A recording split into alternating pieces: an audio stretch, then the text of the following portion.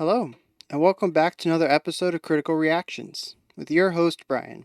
We're going to continue on this week with Unusual Instruments Week, and Botanist came up quite a few times from my patrons. I checked YouTube comments, I didn't really see anybody requesting Botanist yet, but nobody has told me what unusual instrument they have.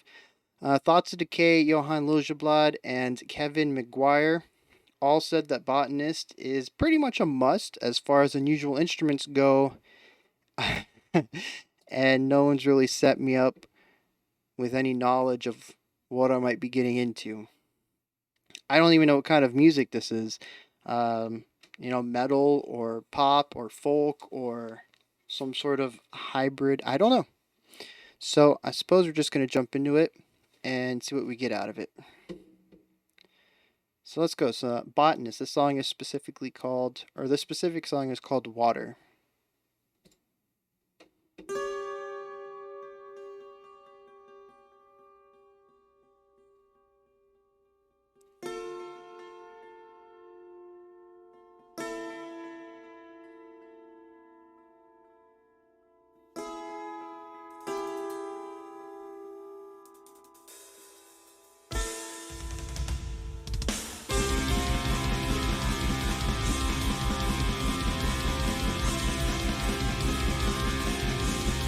Got a pretty nice bass riff at the bottom.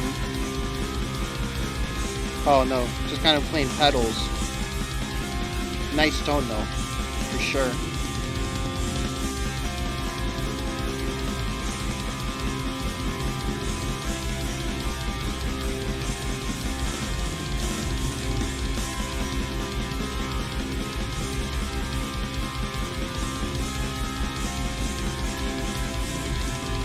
What is that instrument? It sounds acoustic.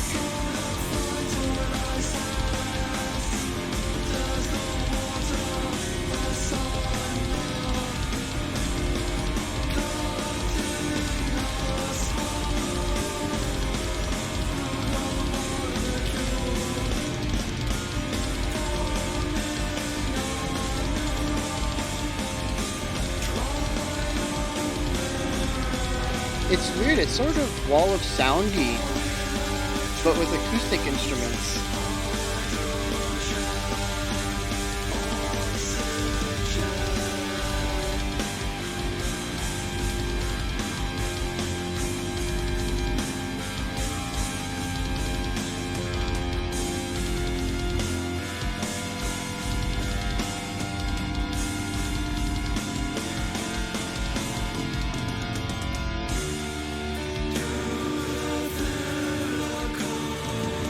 Got a nice 3 going on.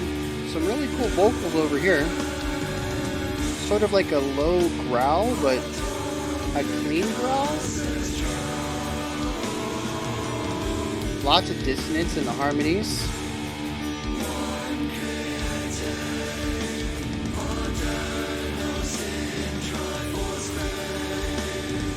Very ethereal sounds, kind of floating there. Not maybe like suspended sounds.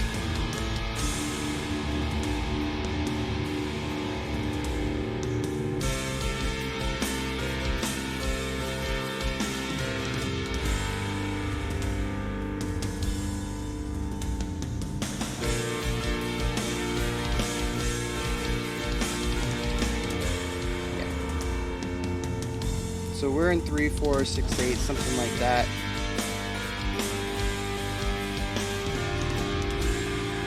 That little gallop down the toms. I think that was up the toms.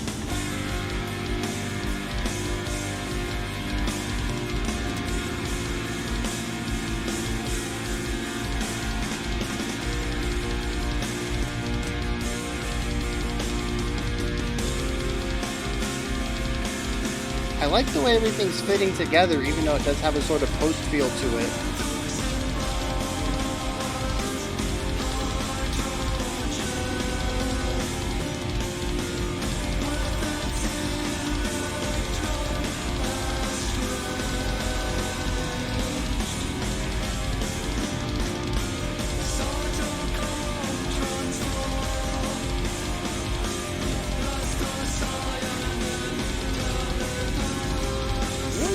interesting rhythmic ideas going on in the melody.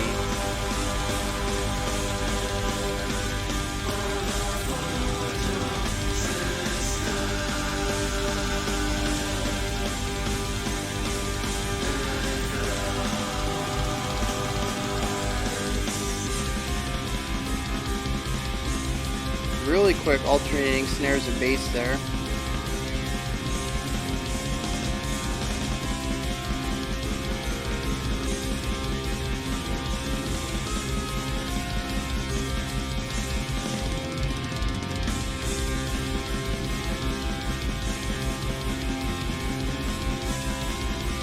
Yeah, so we're back into a nice four feel.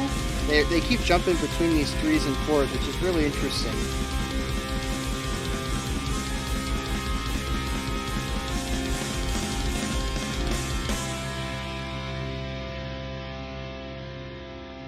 And that's the song. All right.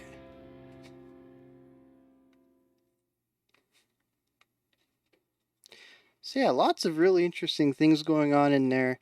Um, Definitely has like an acoustic post-rock wall of sound concept, and I'm not really sure what to make of that. I really like the texture and the sort of atmosphere, sort of emotion that it puts me in. Um, I think it's a lot easier for me to get into that trance state with these textures, these timbres, rather than some of the post metal stuff we've checked out, which is a lot more aggressive and has harsher textures to the instruments.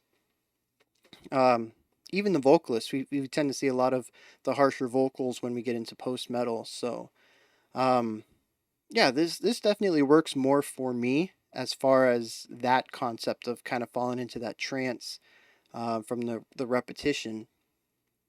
I also like sort of what they do to build the wall, right? So a couple of the bands we've checked out that we've done in post rock and post metal, they're fairly simple. Maybe a guitar, two guitars, your drum, your bass, and a lot of the instruments are sort of doing the same thing. Now, I'm not trying to put a blanket statement over all post music with this, but it is sort of what I have experienced in my very limited exposure to the post genre. And that is sort of simplicity in melody, simplicity and complexity to create the repetition required for that trance concept. And here, we definitely have simplicity and complexity. Nobody's really doing anything wild. The drummer's laying down some interesting runs, but well, I guess they would be fills. I don't think, and too many of the patterns were intricate, but there were some really nice fills that added some rhythmic complexity to what was going on. But the two main instruments, which to me sounded like, uh, I guess we're going to call them a harp and a guitar. I have no idea what they really are, but the harp is sort of the bright, plucked sound, sort of flying over everything else. And then we have the heavier, lower based chordal stuff going on, which to me sounds more like an electric guitar. And then there's a bass underneath, but a lot of what the bass did was play the root note to what the guitar was doing. So uh, it's kind of hard calling it its own instrument when something else is already doing what it does, just an octave higher. Um, but we see some kind of interesting ideas being used together with the harp and the guitar. And again, I want to reiterate, this is the last time I'm going to reiterate, I don't know if that's what these instruments actually are. I hear a very clean acoustic plucked instrument, and I hear more of an electric distorted chorded instrument. I don't know if that is a strummed chord, maybe it's a plucked chord as well, but it's a bit faster, so I would probably say it's strummed some way. But so I don't have to go over that every time. I will be calling the plucked one a harp and the strummed one a guitar. I have no idea if that's correct. But I don't have time to say that every single time I bring these instruments up. So we hear a lot of chord stuff very fast 16th notes, just kind of hitting the chord on the guitar part. Um, it almost sounds like it's all down strums. There's not much variation to it. It's sort of heavy attack, very sharp, just constant, just a driving force. But then when we go over to the harp, we get some interesting ideas being plucked. Occasionally, we will get like a triplet feel where maybe it's not a full arpeggiation, but maybe like a 1-3-5 concept. Um, Maybe a 1-4-5 for some of those more rocky areas where they want a little bit more dissonance in what's going on, a little bit more tension. But kind of a compact note combination. Not too much jumping. We're not doing a full arpeggiation. We're not hitting the octave up from the root. Um, Sometimes we'll get that. Sometimes we'll just get an alternating back and forth, like 1-3, 1-3, 1-3, something. Maybe even a one. Nah, the notes never sound close enough for a 1-2. But usually, like, a whole step and a half, give or take, between the two notes and just bouncing back and forth. So there's this constant tension and movement, but we're not actually going anywhere. But it's something to create some drive on top of the guitar, which is literally just playing a single chord over and over and over. Um, so we see a lot of this sort of, I don't know if there's a specific name for it, but it's this duality of singular concept where we have these two ideas sort of adding texture to each other. And the timbres between the two are also helping create a bit of diversity in the wall. So we have a bit of diversity in the notes because the harp is actually bouncing around between some notes rather than hitting a single one or, staying on a single strummed chord. And then um, their timbres are very different. We have some of that harsh, deep darkness from the guitar sitting lower in the octave, and then we have the harp, which is a bit higher and it's bright, kind of plucky, and it has um, an acoustic feel to it. So it adds a little bit of diversity that you can kind of check into a little bit and not always feel like you're listening to the exact same thing over and over. It still is very repetitious. You can find the patterns very easily. But just to me, having that little bit of variation in there helps a lot. And I know a lot of the posts that we checked out and when we did post rock and post metal back to back, there's a lot of variation in texture and tone, and I commented on that with a lot of the bands. But I just kind of like the way that we have two instruments that are kind of on opposite sides. We have sort of a distorted electric sound, and then the clean acoustic bright sound. It's something that I don't think we really got too much, or at least I don't remember hearing too much when we did the post weeks.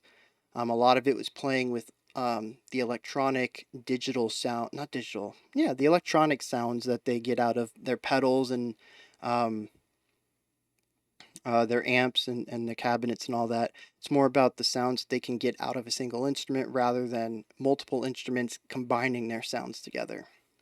The vocals were interesting, very downplayed, very muted. I do like the sort of, it was like a growl, but it had notes to it.